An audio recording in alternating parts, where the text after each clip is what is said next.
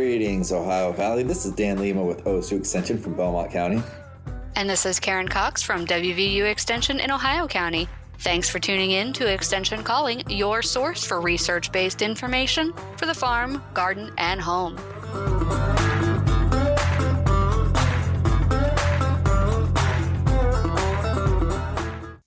All right, back for another episode of Extension Calling. Today, I have with me a special guest, Dr. Singh Knights from WVU Extension. And WVU, actually, she's a professor and an extension specialist. Dee, welcome to the show.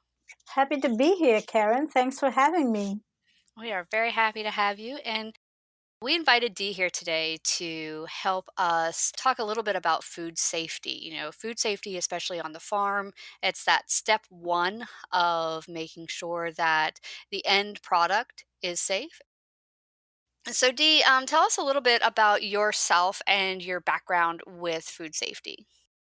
Okay, so back in 2011, food safety began to be, or to have more of a prominence nationally, simply because of the sustained outbreaks we've been facing here in the U.S. And so, as an agricultural economist, one of the bottom lines with farms is ensuring your profitability.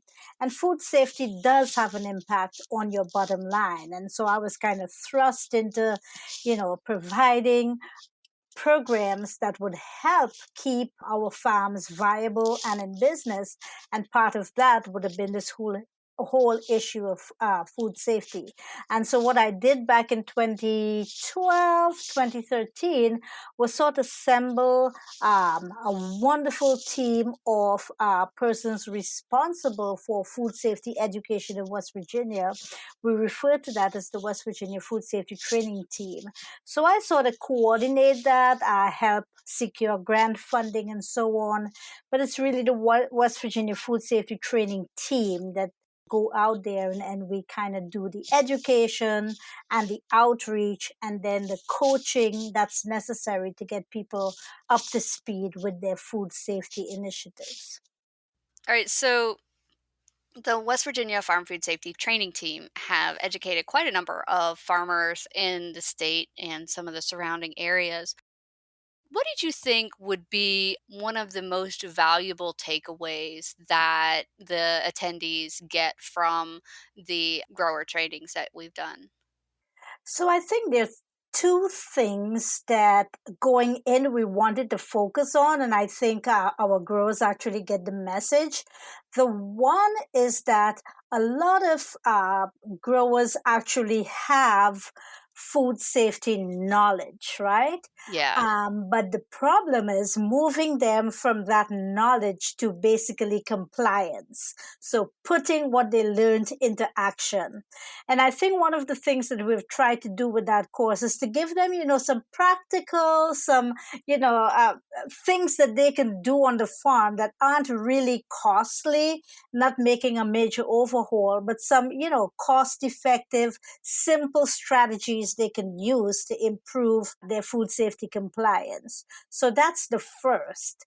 The second thing that we struggle with in West Virginia, and certainly we struggle with nationally, is the issue of documentation. And we try to let our growers know if you did not document it, it did not happen.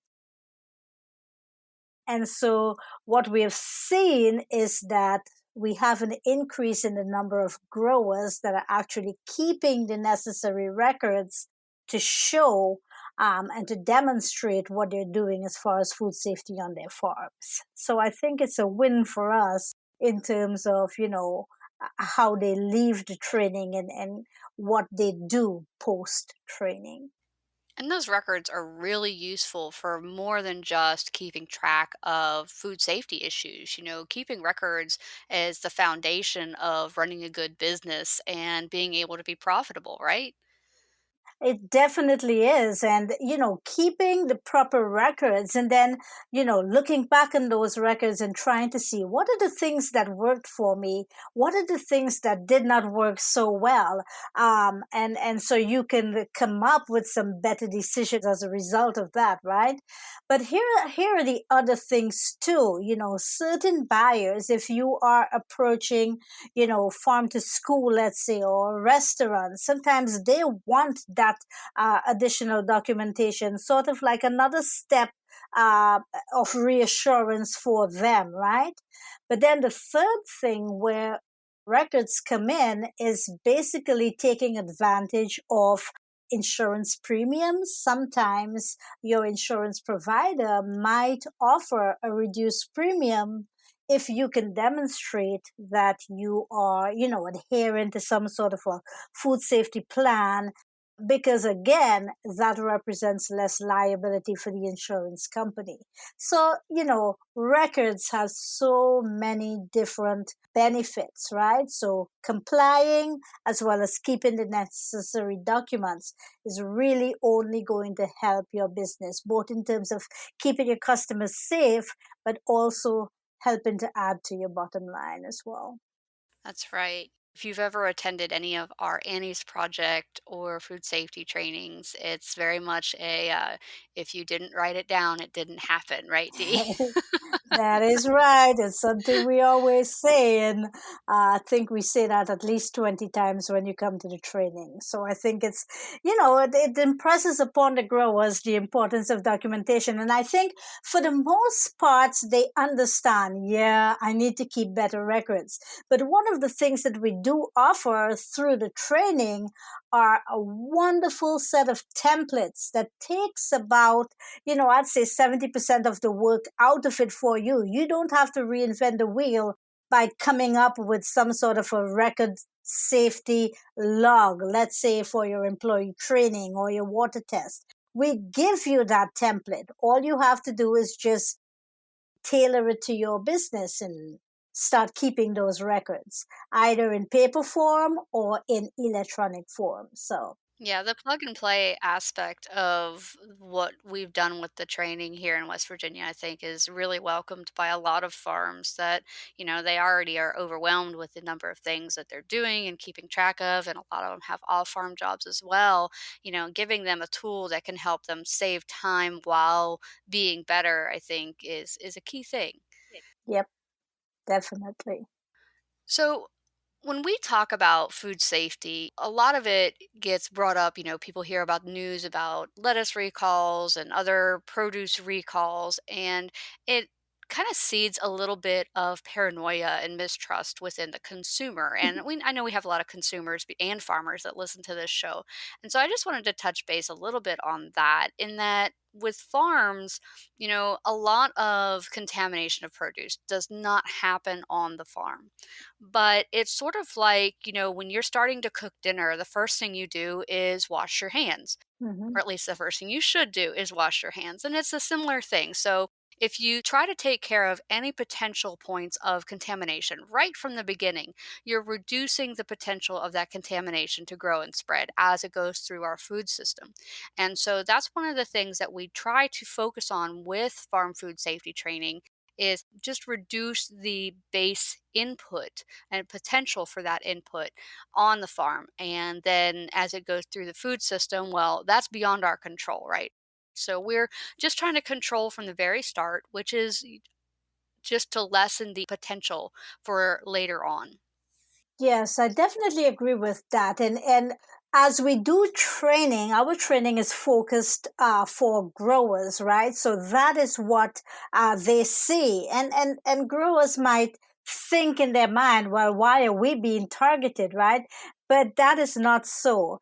So there is an overhaul by the FDA of the entire food system, and it's really meant to increase food safety compliance at every level. So from where the food is produced all the way up to the marketing chain until it gets to the consumers, and even after. And that has to do with food produced here in the US as well as imported food. So there are many different dimensions of that. But when we do training, one of our trainings is basically focused on fresh fruits and vegetables.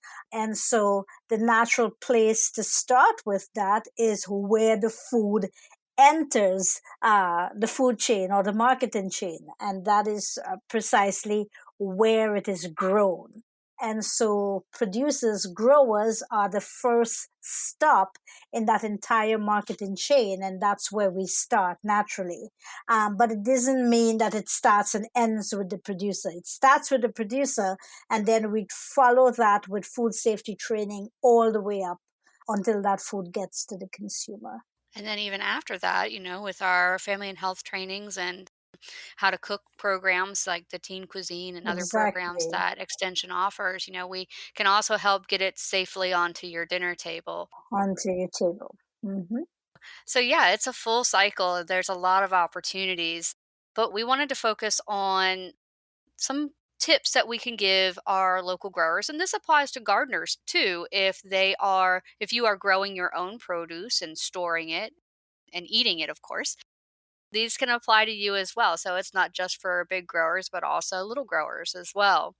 And one of the key factors, and this part that I love talking about, is worker training and making sure that everyone who is handling the food understands the importance of the something as simple as having clean hands. That's right. There are a lot of different things that we do on the farm. We use fertilizer, which could be chemical or organic in nature, and dust and spray and splash gets on your hands.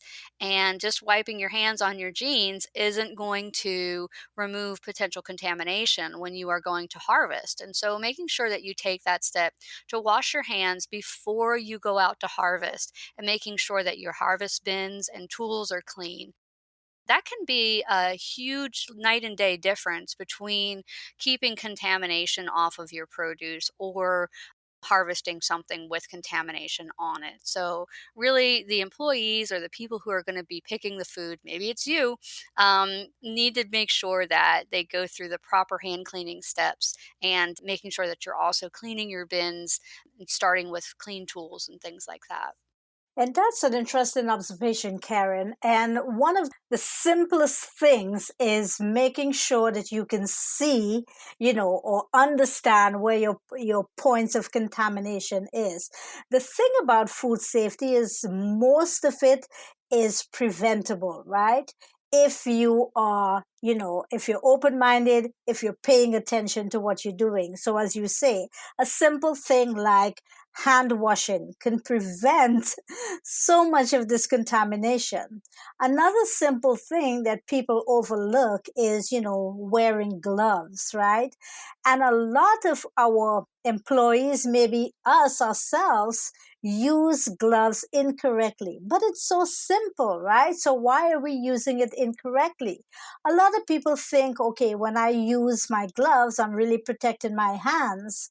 But when it comes to produce safety, the use of gloves is basically to keep that produce clean, right? And so, the type of gloves you use when you change it and that kind of thing is so very important to produce safety.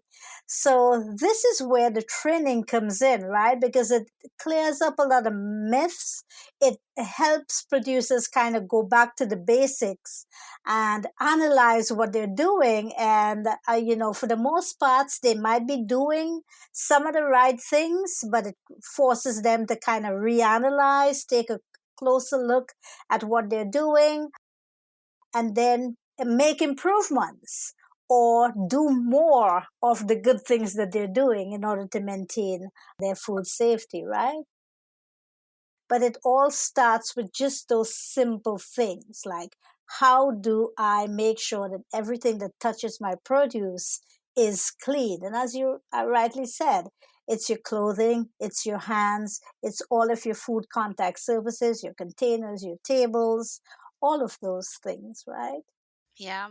Another important aspect is recognizing the quality of the water that you're using. Water quality is a big part of the Food Safety Management Act, and actually, there's a input on updating the water quality right now. Isn't that right, Dee? Yes, that is correct. And when, we refer to that as the water rule, and when that first came out in 2011, it really, especially small producers, felt that it was burdensome, it was complicated. But it's really important that growers understand that there's so many variations and differences in water sources between farms that it's really difficult to come up with one single rule that's going to satisfy, from your really, really small farms all the way up to your really large farms. So the bottom line is this: you want to make sure that the water's quality that you're using is safe for the produce that you're growing, right? So that what comes to mind, the most important thing is to make sure that you're testing your water and making sure that that water quality meets the produce safety requirements. So, when you say water testing, there are a lot of options and availability for different water tests out there. Which tests are needed for, well, first, with agricultural water, there's two real classes that get pulled out when you're talking about agricultural food safety recommendations, and that's pre-harvest water and post-harvest water. So could you define for our audience the definition, like the difference between pre-harvest and post-harvest water? Okay, so let's start with the easiest one. Post harvest water is any water that you're going to use for activities such as washing your produce, for example. And that requires potable water, so water with the absence of any generic E. coli. But pre-harvest water or production water, you basically are going to ask for a test of counts of colony forming units of that generic E. coli. So, with your pre-harvest water, there is an acceptable threshold that you can have of generic E. coli. You want to manage that to be as minimum as possible, but that pre-harvest water does not necessarily have to be potable. Your post-harvest water does, however. So let's say that you have a high tunnel and you are collecting rainwater off of the high tunnel and storing it in a cistern and using it for irrigation in your high tunnel. That is an acceptable form of water, but you have to understand that it's called surface water, and surface water has more strict measurement requirements than well water or other water that hasn't been exposed to the potential of a bird sitting on your high tunnel as it's before it was raining. And so basically, we're just trying to make sure that there aren't contaminating factors in your water when you're going to irrigate. But there's also other steps you can take, and things like drip irrigation or waiting periods. Those are all options that we really get into the details of during the class. And so, Mhm. if you haven't had the opportunity to take a PSA grower training, even if you are a small farm and you are, exempt or qualified exempt from the Food Safety Management Act, it's just good information. And we have seen our attendees, get back to us and say, hey, I took this class. It didn't really mean much when I first signed up because I just signed up because I want to make sure I'm keeping my customers healthy and happy. But I really learned good things that have helped me improve my production and my farm.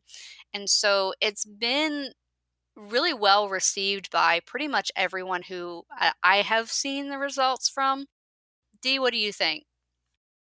I think so. I think to your point of when people, maybe they've done a shorter food safety training and then they come to our longer one. Ours is about 8 hours. The more times you hear it repeated, I think the more, you understand what are the things you can do, the more it starts making sense. So yes, I think we're seeing a lot of results from people who have had it or people who have repeated it. because it is a lot to handle Yeah. in a short period, and you really have to digest a lot of the materials. So kind of just like a cow will ruminate, you bring it up, you do it a second time, you're able to digest it a little more, and really understand. Sometimes it's about, okay, I know what I should do, but how can I come up with something that's practical and that's cost effective for my farm, right? And it's, hearing it the second time, or hearing from a peer that might have, that might be attending, and they say, well, I tried this, and this worked really well for me, so it's that peer-to-peer learning also that really helps us to understand, what are some of the best practices that we can use for our small farms, right? To make them compliant, but also to do it in a way that is not very burdensome to them. Yeah. And that peer to peer learning that you mentioned really is critical. And I think that's something that a lot of people feel they have lost since we've done so many trainings, have moved to virtual Yeah. formats. And I think with the way that the produce safety grower training is done, with very small class sizes, we really work to make sure there is that opportunity for peer to peer exchange so that you do still get that peer to peer learning opportunity that is so incredibly valuable. Yeah. And so, Karen, that we've tried both face to face, but we've also, in the past 2 years, we've done some of these trainings virtually also. And I will say that we've gotten very, very good feedback in terms of the virtual trainings. People thought at first, oh, I'm not going to like that, because, it really takes away that sort of personal exchange that normally happens and the networking in a face-to-face situation. But a lot of our folks said, it's so convenient. I can be on the farm, and when we take a break or we take lunch break, I can run out, I can probably feed my animals or turn my water on or something like that and get back in for the training.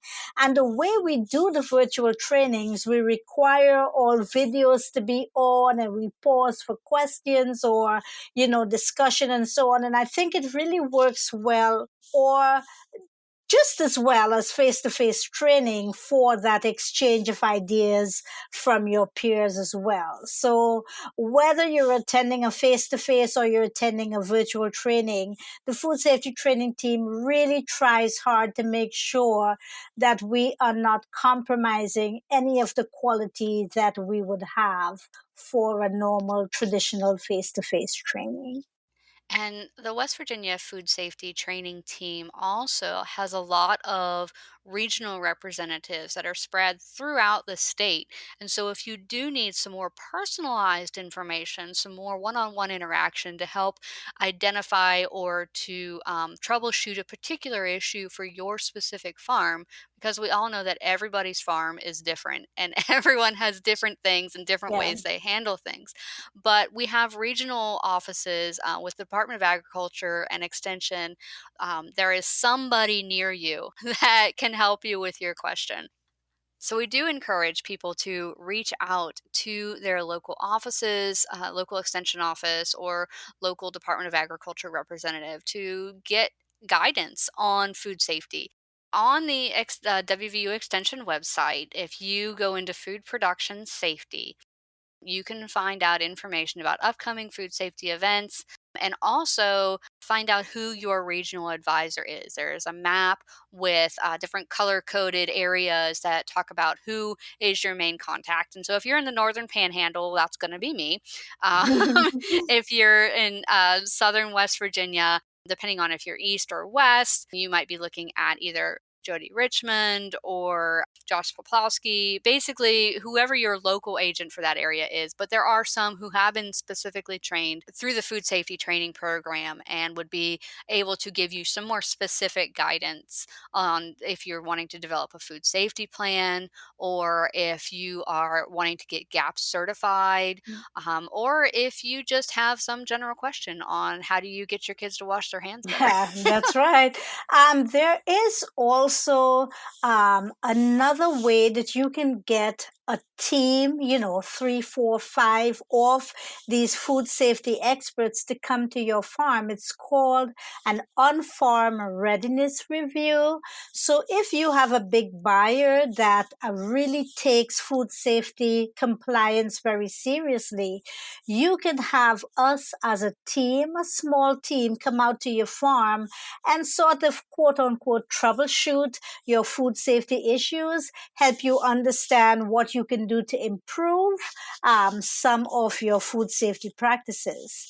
So you can request that. I mean, you can reach out to Karen, you can reach out to me, or you can find more information on the WVU Extension or the West Virginia Department of Agriculture's websites. That's right. Yeah, I forgot about the on-farm readiness review. Mhm. I'm glad you brought that up. It really is a great opportunity. With those, there are no records taken by anyone who is at your farm. And so it's a combination of regulators and educators, and we come out and just have a conversation about your farm, look around, have you identify a few things for us, and then give you some tips on what are the top 3 things that we think you could do to improve the food safety on your farm. And I don't care how perfect your farm is, there's always ways to improve. So we do encourage you to just reach out, look around, and check out when the next food safety training is going on around you. If it's in West Virginia or not in West Virginia, all of the extension services are working with food safety trainings on farms. And so do reach out to your local extension office and get in touch with them. You can reach me, Karen Cox, at the Ohio County Extension Office here in Wheeling, West Virginia. And my phone number is 304-234 3673. That's 304-234-3673. And Dee, how can they get in touch with you? And so I can be reached on the WVU Extension Services website. And my phone number is 304-293-7606. That's 304-293-7606. And we do encourage you to reach out to someone if you do have any questions on improving food safety on your farm, or even if you have questions on how to improve food safety for your own home harvest. Any last really impactful food safety tips you can leave for our growers before we go today? So I would just like to say, if you're providing food for your family, buyers, consumers, you want to make sure that you're doing the right thing by them and making sure that the food you produce is safe for consumption. So again, most of you would already be doing the right things, but let's just take, let's say, a revision course and join us for another food safety training so that we can not only improve the quality of the food that you're serving to your family or your consumers, but really for those of us who are selling food, it really helps to increase confidence in the local food system. So let's try and do our part to keeping our consumers safe and our local food system thriving. That's right. And always support your local food system producers. It's really critical. We saw that in this past year, how critical they are to our local food systems. So we do encourage you to support your local farms in good times and in bad. And thanks again for listening. Take care, everyone.